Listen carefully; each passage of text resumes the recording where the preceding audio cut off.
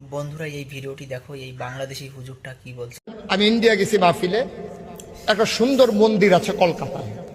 তা আমি কলকাতায় মনে করলাম যে আসছি যখন হিন্দুদের মন্দিরটা একটু দেখে আসি। আমি দেখার জন্য মন্দিরে গেছি। মন্দিরের দরজায় দেখি লেখা আছে, খেয়াল করেন খুব গভীর মনোযোগ, মন্দিরের দরজার ভিতরে লেখা আছে এটা মন্দির, জুতা খুলে নিশ্চিন্তে আসুন।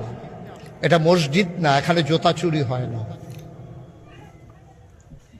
আমার চোখে পানি চলে আসছে, আমার চোখে পানি চলে আসছে। আমি চুপ করে কতক্ষণ দাঁড়িয়েছিলাম, আমি সহ্য করতে পারি না এই কথাটা। অর্থাৎ কি বুঝাইলো, তোমাদের মুসলমানের মসজিদে জুতা চুরি হয়, তোমরা জুতা নিয়ে রাহন লাগে মুসল্লির সামনে দিয়া, বাক্স নিয়ে রাহে সামনে দিয়া, আবার লেখা থাকে জুতা চুর থেকে সাবধান। মসজিদের জুতা চুরি হয় কিন্তু মন্দিরে জুতা চুরি হয় না। হিন্দুরা এটা লেখা রাখছে মন্দিরের সামনে। আমরা মরি না কেন? আমরা আমাদের কি মুখ দেখানোর জায়গা আছে নাকি? দিয়ে সত্যি কথাই তো। আপনি হাজীগঞ্জ বড় মসজিদে জোতা নিয়ে বাইরে রেখে মসজিদে ঢুকতেন পারবেন? আইয়া দেখবেন জোতা নাই, পাঞ্জাবি ডারে যে রয়েছে এটা গাওয়া আসিল দেখা নইলে এটাও ঘুরলা লয়ে গেল।